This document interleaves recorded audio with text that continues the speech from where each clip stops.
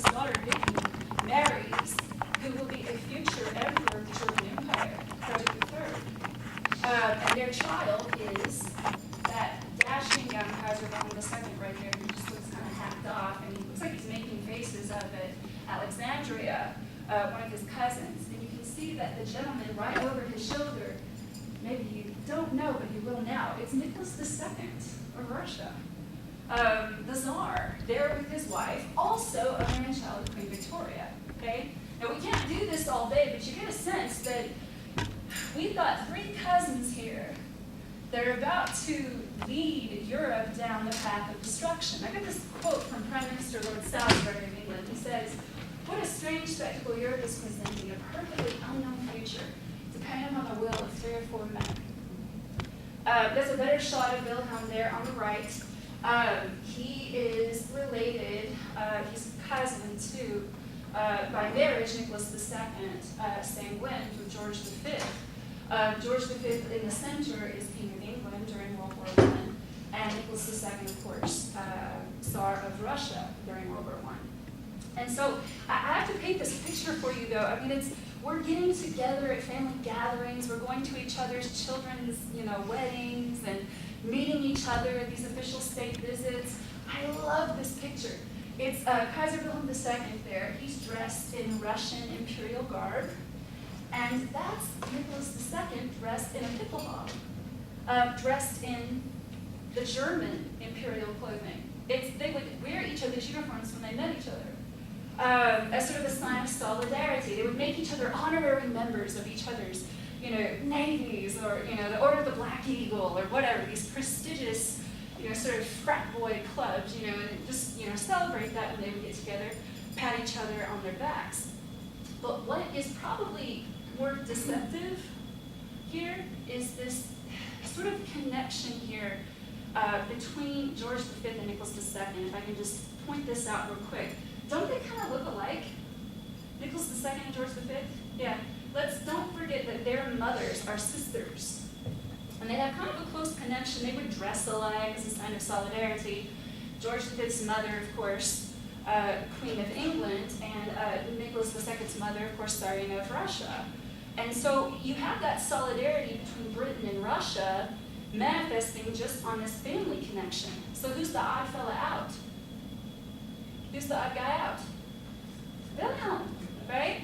And he feels it. He does. He does feel like, Barbara Tuchman said it best. She said, Germany through Kaiser Wilhelm II was like a nation suffering from a desperate need to be recognized. It's like the kid in the playground, well, I want to play too. I want to be, an awesome naval nation and have everything that you guys have too. But he doesn't quite have that same personal connection. And he feels it. He's jealous. And it kind of adds a little bit into his personality flaws. And that turns him into really, history perceives him as a bully. And it contributes to that, okay? So another thing we need to consider here too, we've talked about imperialism, we've talked about nationalism, we've looked at the family rivalry, all those factors we have to keep in our heads. What about the opposing alliance systems in place? Having two diametrically opposed alliance systems in place has never really been a good plan for maintaining peace in the world, in case you didn't know, okay? All it takes is one little thing to trigger that. But let's talk about how these alliances develop. There are big 5 powers, just 5, late 19th, early 20th century. No disrespect to the Italians or the Belgians or anything, but they don't make the cut, okay? There's just 5. Britain, France, Russia, Germany, and Austria-Hungary, okay? Now, the newest kid on the block in that list is, anybody know? Germany, right? Germany didn't exist in Kaiserreich form, meaning in imperial form, until 1871. Upon the conclusion of the Franco-Prussian War.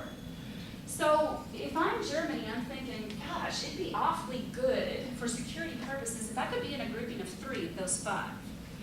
So there was a foreseeing, very prescient German advisor who was president at one time, chancellor at another time, a guy by the name of Otto von Bismarck, who said, I want to have an understanding with Russia because I know we're never going to be friends with France. But there's a chance that we could have a pretty good relationship with Russia. So I'm going to go and pursue some sort of tangible treaty with them and maintain a relationship with them. so that Germany will never be vulnerable enough to maybe one day get sucked into a two-front war. Because you've got Russia to the east, France to the west. So what do we do? You know, maintain that, what they call the reinsurance treaty with Russia. Well, what happens if that breaks?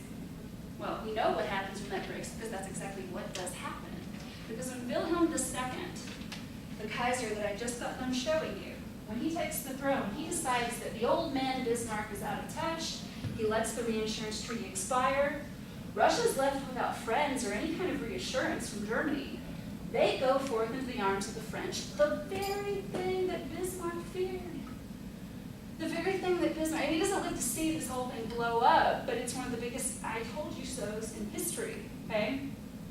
Because the Germans find themselves now not in a group of 3 anymore, but in a group of 2, and it's the weakest of the 5 that they're buddies with, okay? Austria-Hungary, it's a disaster. So they better have a plan for a two-front war because one is going to come to them, right? And they do, we'll get to that in a minute. So the 2 alliance systems that we have are the Triple Alliance and the Triple Entente. In European lingo, an entente is less than an alliance, just short of it. They define it as like a friendly mutual understanding. But for the purposes of our discussion, we can call them 2 alliances. The Triple Alliance, Germany, Austria, Hungary, and Italy. Triple Entente, Britain, France, and Russia.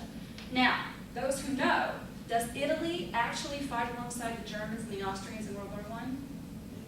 Nope, they kind of sit back and wait to see who's going to afford them the greatest advantage. Very noble, part of the Italians. They don't honor their agreement with them, and they end up, you can see the dates and brackets there, 1915, fighting alongside the British and the French. So what are the fatal chain of events now that we've done our homework? And we know imperialism plays a role, nationalism plays a role, family rivalries, opposing alliance systems. What's next? Well, it's the summer of 1914, and that's why we chose to do this presentation this year, because we are at the 100th anniversary of the start of the Great War. And it all goes down beginning June, following July, and then August. That's why that famous book by Barbara Tuchman is titled The Guns of August, because it all unfolds in this fatal chain of events. Remember the assassination picture that we saw, okay? What in the world was the Archduke doing in Sarajevo anyway? He was there reviewing troops, an official state visit, though he was told not to go, because Serbia had been angry at Austria-Hungary ever since Austria-Hungary annexed Bosnia-Herzegovina. They were very upset about this, had great, great resentment for the Habsburgs that ruled there for ages. There was a pan-Slavic movement on the rise in the 19th century, and Russia, being the largest Slavic nation, is the nation that's going to basically bear the burden of protecting Slavs. So Russia's very worried about tiny little Serbia and what might happen to her in the event of a conflict. So when the assassination took place, which happened June 28, 1914, the world is watching. Bismarck even said it. He said, it'll be some damn fool thing in the Balkans that will spark a world war. He was right. Yeah, I guess right about everything. It's annoying almost. But it's true that that's exactly what happens. Because the emperor on the throne in Austria at the time was a crotchety old man named Franz Joseph. Most of his subjects had not lived without him because he'd been on the throne since he was 18 years old in 1848. And so he sends an ultimatum. He says, okay, we know you guys killed my heir. Here's what you have to do. You have to allow us to investigate. You have to renounce terrorism. And you have to kind of fix yourself, because Serbia was kind of a rogue nation at the time. It didn't get a lot of international legitimacy because they had killed their king. And so Serbia complies with everything except one. They say, we're not going to let you come in and take over the reins of the investigation. No sovereign nation would do that. We won't allow that. So the emperor answers, well, okay, you didn't accept every single detail, so they declare war 1 month to the day after the assassination, July 28, 1914. So everyone is watching now. Germany is an ally to Austria-Hungary. Russia is an ally to Serbia. Germany's going to back up Austria-Hungary. Russia's going to back up Serbia. Germany's getting ready for implementation of its plan for dealing with that two-front war that it had devised back in 1905. Let's be clear here, though. We haven't had a massive pan-continental knockdown, drag-out fight in Europe since we defeated Napoleon in 1815. So we have lots of theories about what modern war will be like, but we don't really know for sure. The German War College, they they postulate that war in the modern world will be short because nations will be able to take all of their resources and everything and all this mechanized weaponry that's been unfolding since the late 19th century and pour everything they have into securing victory. So the theory is that war in the modern world will all be short. But that's not what happens, as you and I know, okay? But their plan is this. It's called the Schlieffen Plan, named for the German chief of staff, a guy by the name of Alfred von Schlieffen. The plan is to take 90% of your military strength, hurl it through Belgium, swing around and hit Paris, which would be about like right there, and then 10% of your military capacity will be concentrated in the Eastern Front. This plan is dependent on a lot of things. First of all, the Germans are banking that the Belgians are not going to put up much of a fight. The Germans are hoping the Belgians will basically say, don't hurt me, just march through my streets and leave me alone, okay? But they don't do that. But that's what the Germans were hoping. The Eastern Front, that 10% line, they're hoping that the Russians will be slow to mobilize and not put up much of a fight.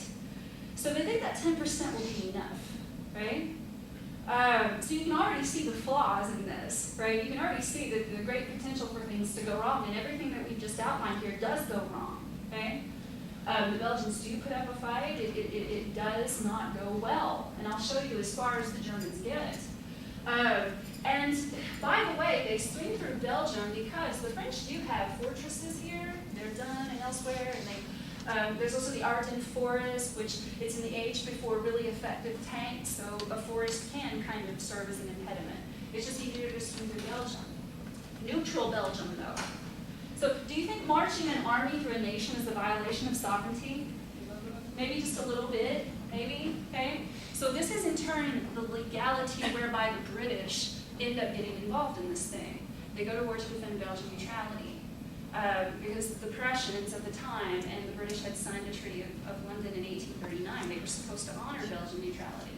But like we've established, the Germans really aren't worried about that because they're thinking about violating a whole lot of sovereignty, okay, elsewhere. But how many of you all have heard the interpretation of World War I history as it's all the fault of the Germans? Have you ever heard that before, right? Because we have the perception that we view World War I through the prism of World War II. And it's easy to portray the Germans as the bad guys in World War II because they kind of were, right? So in World War I, though, it's different. And what I can show you is ample evidence that everybody wanted this thing. And in fact, you became politically unpopular for speaking out against it. Speak to Jean Jaurès, the socialist Frenchman who was mowed down for speaking out against the war. But you can see there's all kinds of parades in Berlin. You've got a 25-year-old Adolf Hitler in Munich who's going home and crying and praising God that he lived to see war. But I can show you the same kind of guys in London. They were happy that war had come. They could prove themselves. They could prove their mettle immediately. In St. Petersburg, they are sacking the German embassy, which is kind of uncomfortable for the Tsarina because she's German, okay? Because again, we did that whole intermarrying thing. We thought that was cool, right? Yeah. So in Paris as well, they're riding to war in train cars marked to Berlin, right? So everybody wants this thing, and we're all fighting for different reasons, right? The French want to get back at the Germans for taking Alsace-Lorraine in 1871. The Germans want to beat the French again, but better than they did the last time. The British want to expand their empire. The Russians want to protect Slavic interests. We've all got our little angles here. And this is as close, though, as the Schlieffen Plan ever gets to Paris. They can, like, smell the baguettes baking in the oven, but they never quite get to Paris, okay? And then there's the line of resistance that you see there in the armistice line there in green. But I'm running out of time, so I need to move on. So we've got two key fronts, and there are global fronts in this. I just don't have time to tell you about them, but we could do a whole Middle East World War I story. And in fact, we didn't even mention the fact that the Ottomans get involved in this thing as part of the Central Powers, not so much out of love and affection for the Germans and the Austrians, but to get back at the British, and particularly the Russians. But the Western Front, as I showed you, the Germans start in Paris by September 1st, and by mid-September, the stalemate of trench warfare had begun. Nobody anticipated that fighting, or that movement rather, would cease on that front. No one was like, yeah, let's start World War I so that we can do trench warfare. I mean, no one knew that that was going to happen in that way, right? And the Battle of the Marne is the very first time where the British Expeditionary and French forces meet up with the Germans head on. And this forces the overextended Germans to retreat. Was retreat part of that Schlieffen Plan? No, I mean, they were supposed to make it to Paris within like 6 weeks. It had to be quick. This two-front war design was not designed to last for 4 years. It was supposed to be quick, okay? But they don't ever get there, as we saw. Decisive in the defeat of the Schlieffen Plan is the fact that in the Eastern Front, Russians pulled it together a lot faster than the Germans anticipated. They take East Prussia, part of East Prussia, and the Germans have to move troops from the Western Front and move them to the East. That wasn't part of the deal in the Schlieffen Plan, and it's considered the thing that kills it. The Germans do regroup a little bit with a victory at Tannenberg, but then the Russians go in and take Galicia from Austria and keep it for the duration of the war. Belgrade, now this is embarrassing. The Austrians, remember Austria? We kind of forgot about them, didn't we, right? Austria-Hungary? They can't even take the Serbian capital of Belgrade without German help. Because they don't secure until October of 1914, right? So the war that everyone expected unfolded in a way that no one expected. And we can also consider naval battles too, just real quickly. Navies are the power of the day. In many ways, they still are. But navies are the power of the day. They are at this point. I choose the Air Force. You can do an Air Force joke later. It's okay. But the largest amphibious invasion occurred in April of 1915. Gallipoli, which there's some great sources about this. Probably the most famous person whose name is assigned to this endeavor is Winston Churchill. Not one of his shining moments, mind you, because this turns out to be a galactic failure when the Australian and New Zealand expeditionary forces had like hellfire raining down on them from bluffs overlooking the beaches. Because taking Gallipoli would have been a straight shot into Istanbul, but it fails, and you got over 500,000 casualties in just a few months. And there's an attempt to break the British blockade of the Germans' northern ports as well, and that results in the famous Battle of Jutland off the coast of Denmark. Basically, the British did the smartest thing they could do up in the north. They tried to keep the Germans reined in, blockade them, but then the Germans did what they could do best, which was keep the Russians away from their ally, Britain. So sort of cloistering off that Baltic Sea, and the Russians were landlocked anyway and sort of helpless there in the Baltic. So it was a stalemate. There's no naval battle that we can point to that was decisive one way or the other.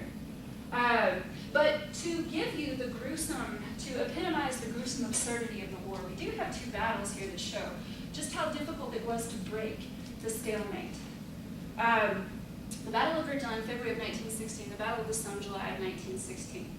Verdun was a fortress of some value. I mean, it wouldn't have changed the tide of the war significantly. It was more like a symbolic victory would have been for the Germans. But it was very costly. Within just a few months, you had over 600,000 casualties. Now, 20 miles on down the Somme River, the British launched an offensive in July of 1916 to take some of the pressure off of the French at Verdun. And this is where we see tactics don't quite match up with weapons in World War I, which I think Eunice is going to talk about this a little bit too, and I'm trying to hurry, I promise. But when you have massive frontal assaults and you're facing down cannons and muskets, that's okay. But if you're trying to maneuver these massive frontal assaults, find a weak point in your enemy's barbed wire and howitzers and Hotchkiss machine guns are raining down on you, it's going to be a little bit different. So that's why we have the high amount of casualties. And again, Eunice will speak more of this later. But the Battle of the Somme, by mid-November of 1916, the Allied side had lost about 1 million, and they had moved 6 miles. 6 miles, okay? So in modern war, the triumph of the machine over the individual is carried to its most extreme form, and you've got injuries that people never even knew was possible. Eye injuries were among some of the most common. You can see this gentleman has had his eyes blown out of his head through a high-velocity shrapnel. This mechanized weaponry no one had experienced before in this depth. Gas and gas masks became standard on both sides after the Germans were the first to lob canisters in the spring of 1915. And if you've ever seen the outlay of a trench, it's just every source I've ever read, they speak of the smell, they speak of the sound. And it was a labyrinth of corridors. Allied trenches were poorly constructed compared to that of the Germans. I read a source one time, someone said that a German trench was like a 4-star hotel compared to that of the British and the French. They're German engineering for you, right? But trenches were typically 4 feet wide and could be anywhere from 6 to 8 feet deep. You have not only mud, blood, rats, vermin, trench rot, and all this horrible stuff, you've got someone trying to kill you on the other side of the barbed wire, okay? So you have all the unpleasantries of being out in the elements in addition to, just this, uncertain existence. Notice that there's aircraft. Yes, aircraft is introduced in the Great War, not as effective, and certainly World War I is nowhere near the mobile war that World War II is. They typically use aircraft to drop propaganda leaflets and engage in aerial dogfights. That's pretty much it. It's only towards the very end of the war that they figure out that you can coordinate airstrikes with troop movement on the ground. It's just a few months before the war is over that they finally figured that out. Give them a break, it was all new, okay? So ending the war, quickly here, with the few minutes I have left. 2 signature events in the spring of 1917 kind of shift the balance. The Russians experienced a revolution in 1917, leading to the collapse of the Eastern Front through the Treaty of Brest-Litovsk in 1918, March of 1918. The United States declares war in April 1917, though we do not put boots on the ground until about 6 months before the war ends. Our help is felt financially first. Which, if we're to be quite honest with ourselves, we had a vested financial interest in a British victory anyway, okay? Quite honest, okay? So the Germans failed to execute a string of offensives. They tried to launch in the spring of 1918. The German high command knows it's all lost. My goodness, the Germans have been fighting pretty much the whole world by themselves for 4 years, okay? The Austrians didn't make that much of a difference. We know that. They couldn't even take Belgrade without German help, okay? So it's clear here that if the Germans are to have any kind of standing in the peace process, they gotta have a civilian government.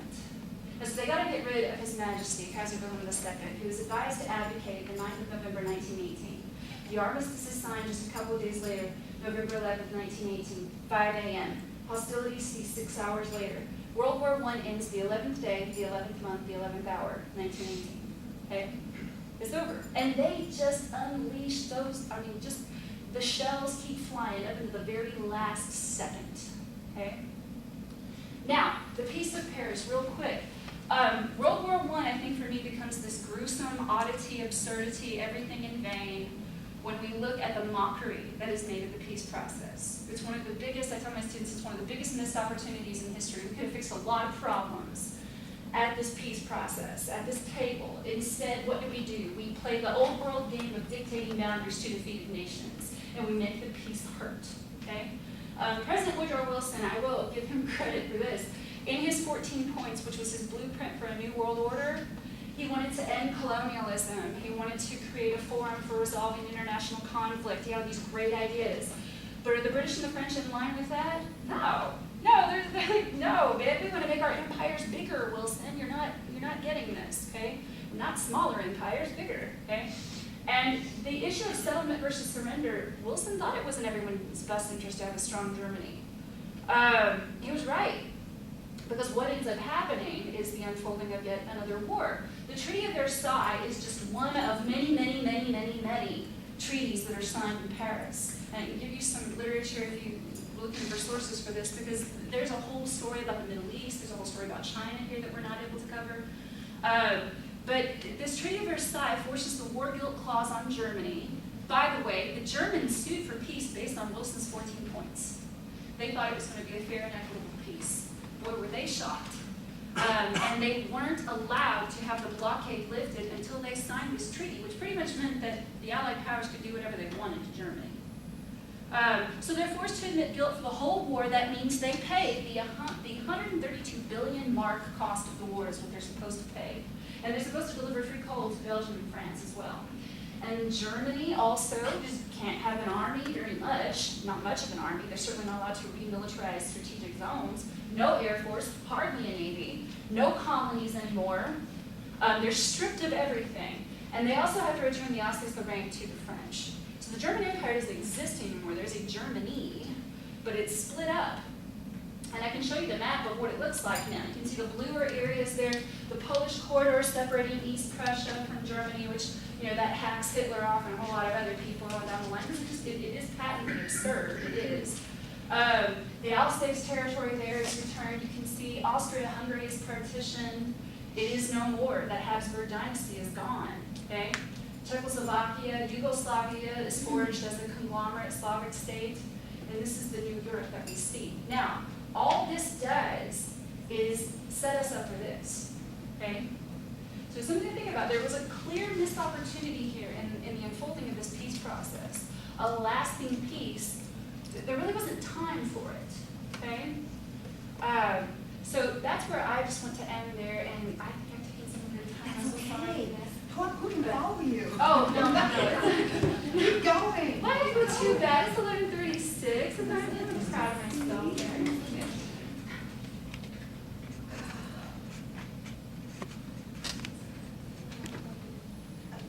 You can unplug me, and I'll plug you in. How about that? Very energetic about World War I.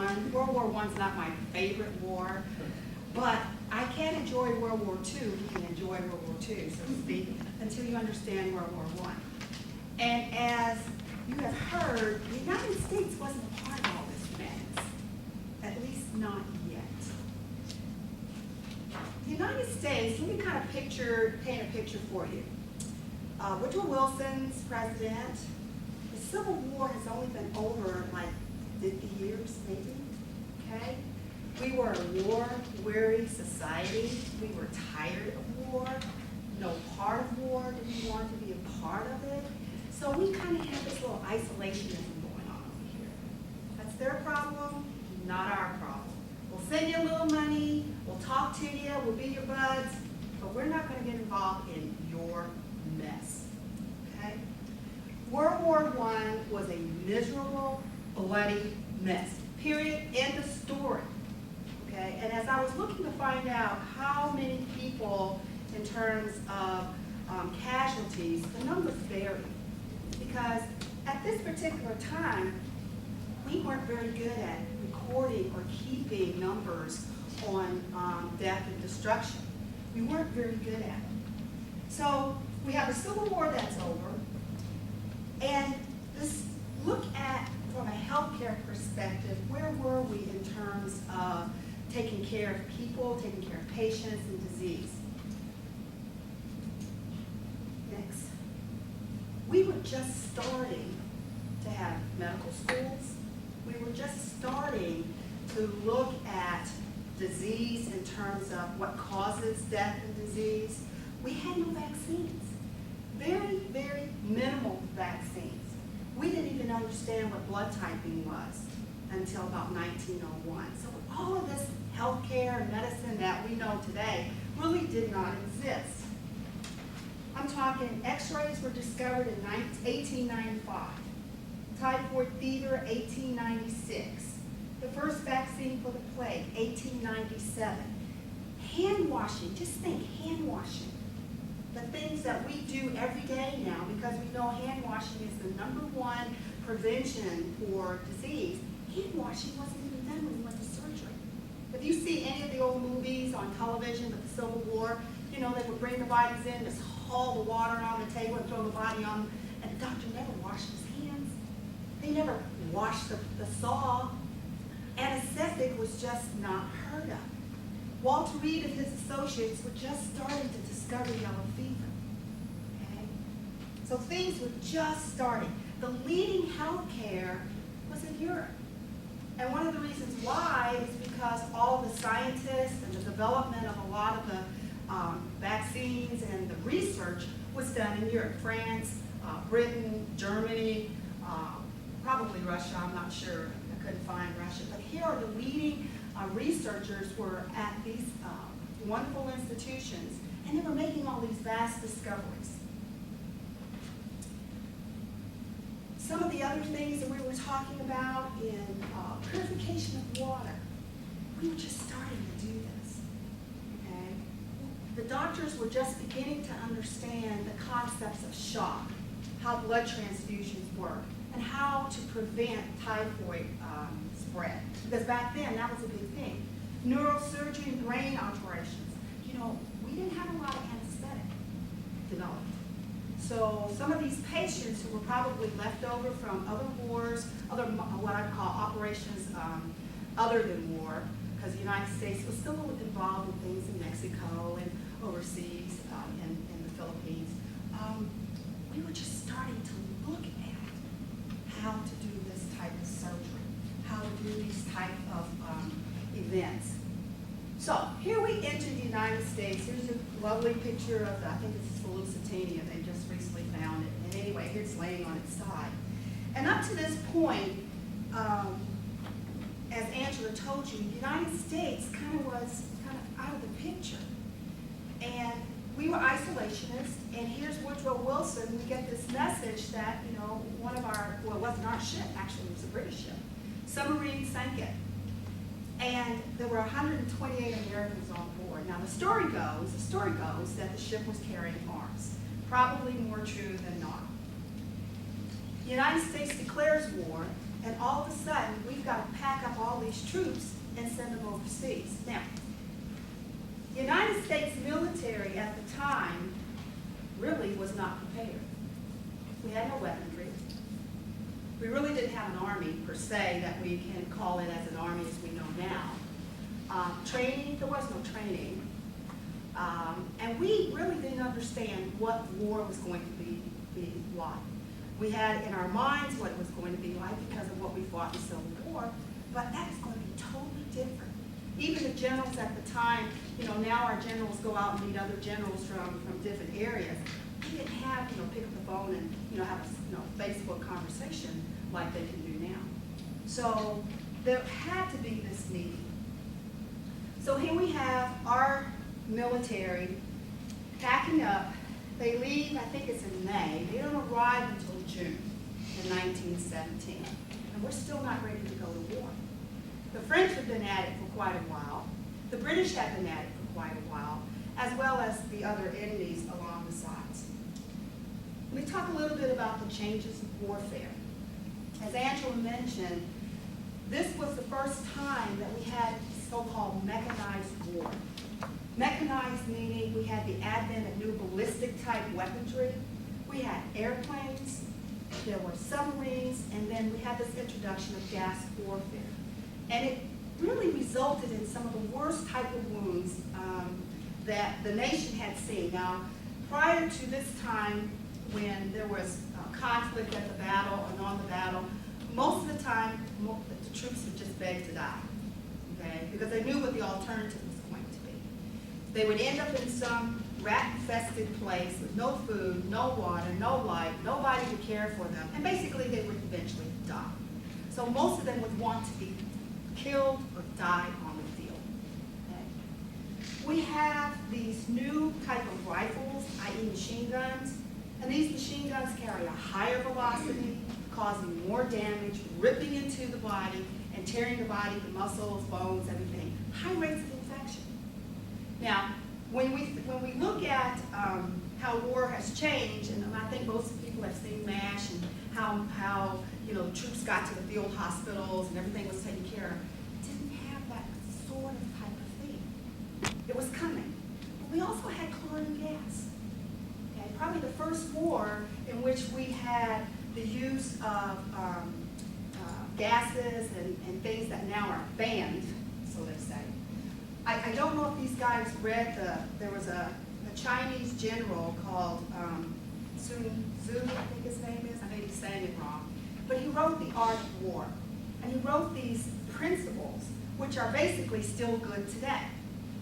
These principles are being studied or have been studied by great generals such as General Schwarzkopf, Colin Powell, during Vietnam, Ho Chi Minh. All of those individuals have read this book.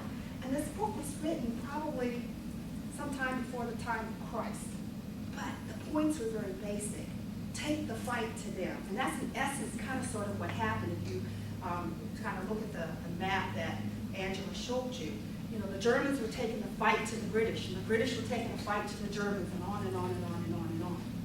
So you have these high velocity weapons. this chlorine, and then all of a sudden mustard gas. Mustard gas would be launched by the Germans. Now, think about, you're in this trench, and you hear the sound come over, you're not sure what it is, and then there's this kind of a little cloud. And the next thing you know, your friends around you are dropping like flies. Of course, you're probably going to drop too because you haven't gotten your mask on. Okay? You had to start issuing masks, not only to the troops, but the dogs and the horses and all of those things that help move the people, move the patients. First conflict to see the use of gas, chlorine, phosgene, caused death, paralysis within minutes, and it usually killed by asphyxiation. The mustard gas would cause the blisters and the sores, okay? You're in the trenches, war's going on, and your body here is dying. You cannot stop to take care of it. The battle and the bullets must continue. So these victims suffered and were painful. They had damaged lungs throughout the rest of their lives. That top picture shows a picture of trench foot. At the Battle of the Somme, the Battle of Verdun, it rained for days. For days. And you have dead bodies, you have rats, you have fleas, you have termites, just name it. Any type of vermin that's out there was there. But you could not stop. You could not even stop for a few minutes to go remove the bodies from the field. You ran over those bodies. Talking about a health nightmare.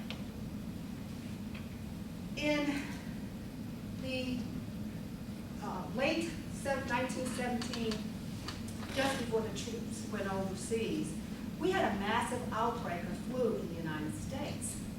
And when I was doing some research last night, ironically, some of it started in the military. The troops who were getting ready to go overseas carried the flu.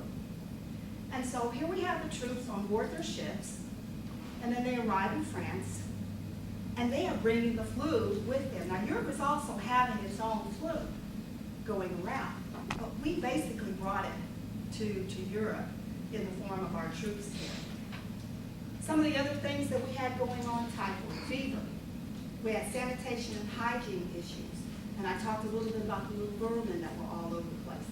If you can see this picture right here, I want you to see it. These are rats that the troops had to eat because, there was no canteen food cart that was moving along, bringing food every now and then, okay? What you had, what you carried with you is what you ate. And if you didn't get food that day, well, you had to go hunt for it, okay? This is what you had to fight over and stand in. And we wondered why PTSD was not really something that people needed to talk about. So we had a lot of issues with psychiatry, including chronic alcoholism. For every 100 U.S. soldiers or sailors participating, there was at least 2 that died or were killed because of disease, some type of disease. Now, just remember, we didn't have a whole lot of vaccines back then. Okay? We also say that this was one of the bloodiest wars ever fought. More than 4/5 of the losses were from death and disease. This kind of gives you a little bit of an idea. And again, the numbers that I found just sort of varied from place to place. But when you consider the fact that the United States was only in the war from about June till November, I think those are very high statistics. Overall, there was about 7% of U.S. casualties.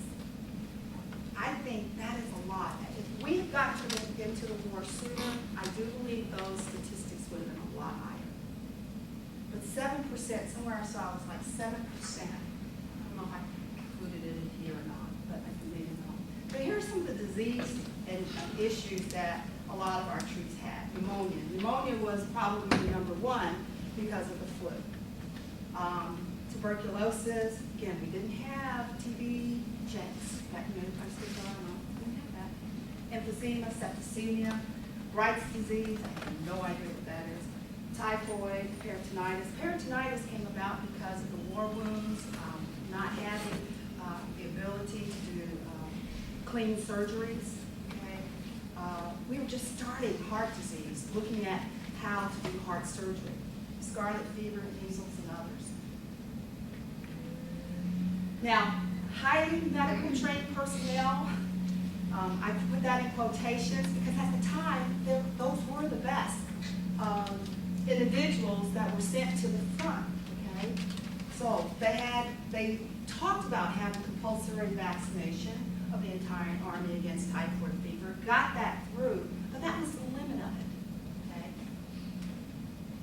As the troops were preparing to go to war, here we are in France, and as the troops are preparing to go to war, they were getting the hygiene talks, okay?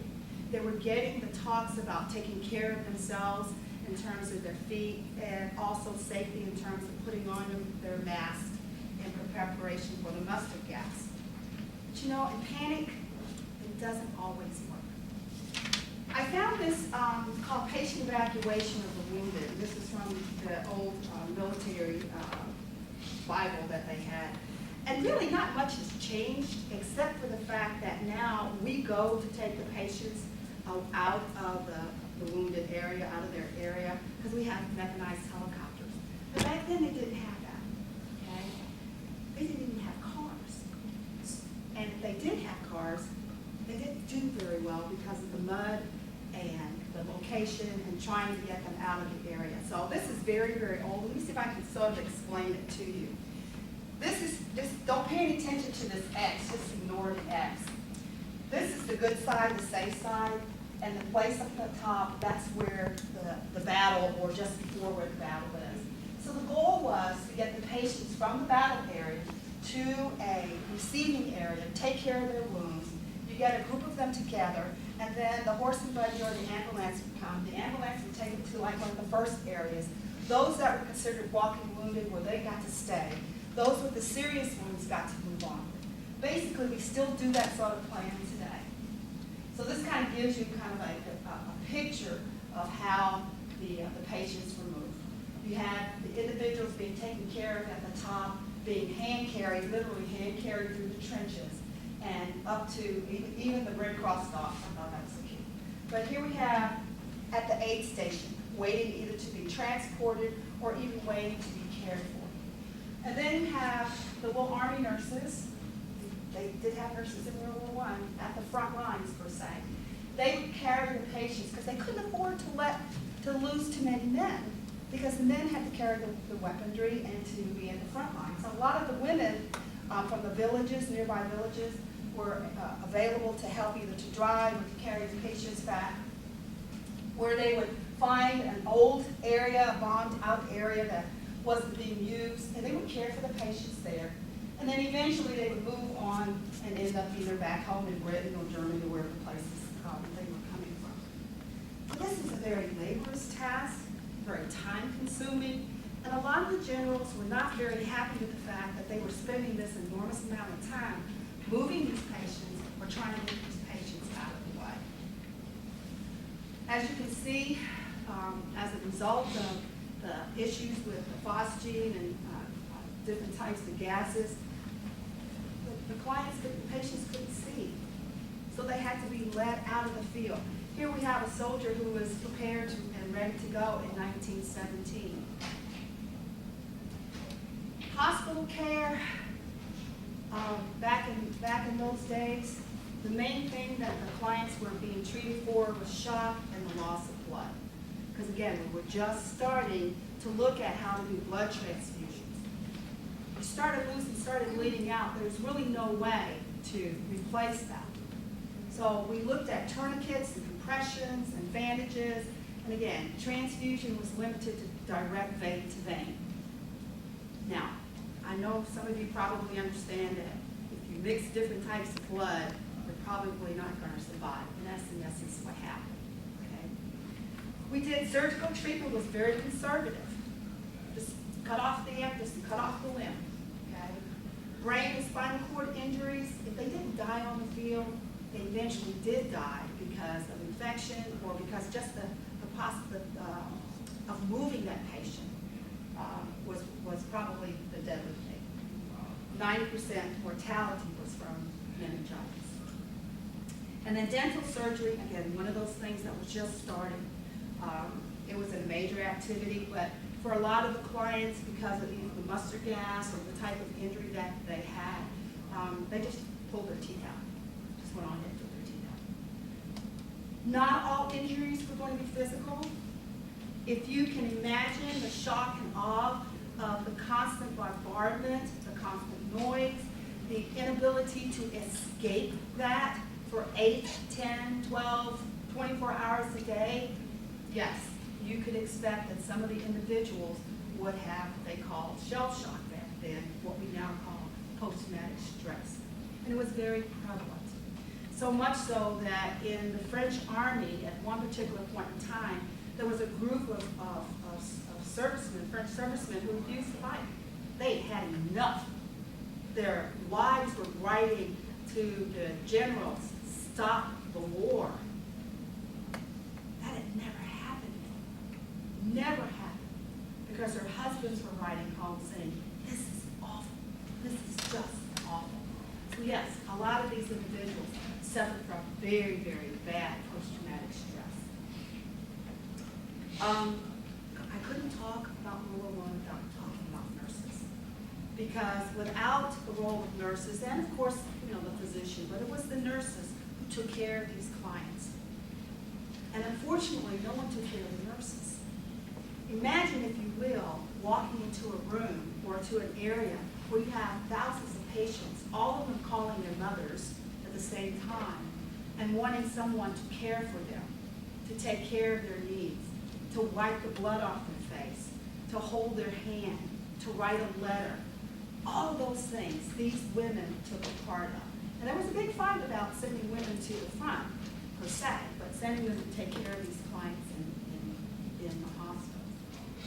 Just was something new that was coming up. We were just starting to see the American Red Cross or the International Red Cross really sort of step in and intervene.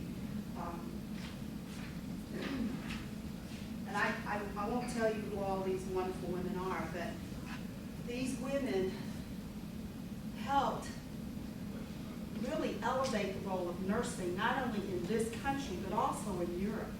Because without them, many of those men would never have made it home.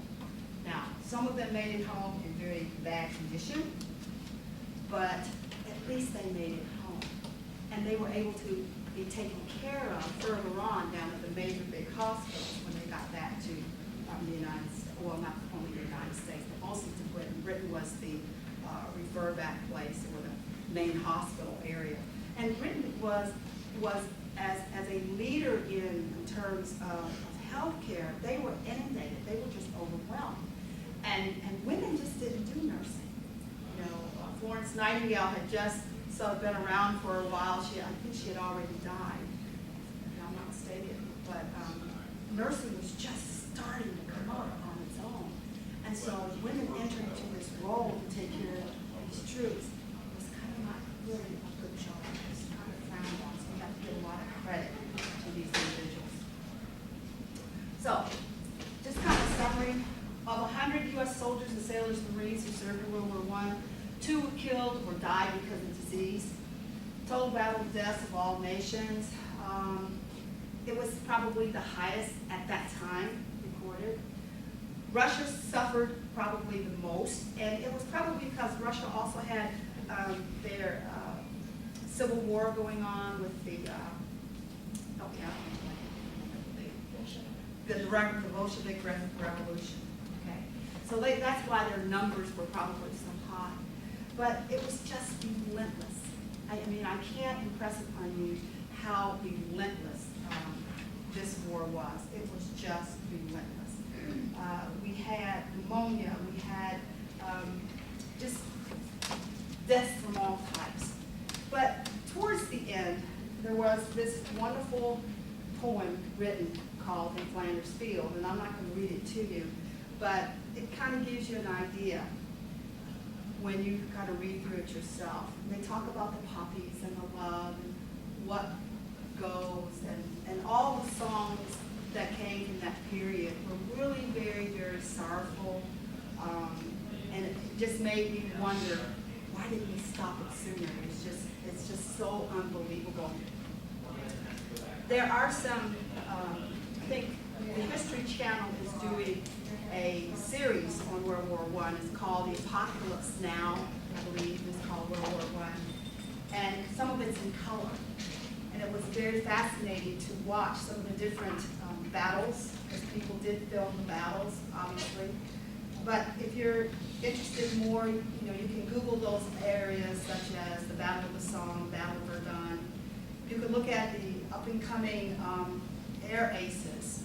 Everybody's heard of the Red Baron. And the Red Baron was a real person, von Richthofen. He was a real person. But, you know, the United States had some aces also, and so did the French, and so did the British. I had to bring my ear people in. Against her Navy. But World War I was just very, very fascinating, and as Angela already told you, it really set the stage for World War II. And maybe in a few more years, we'll talk about that as we move on. I'm done. I got everything.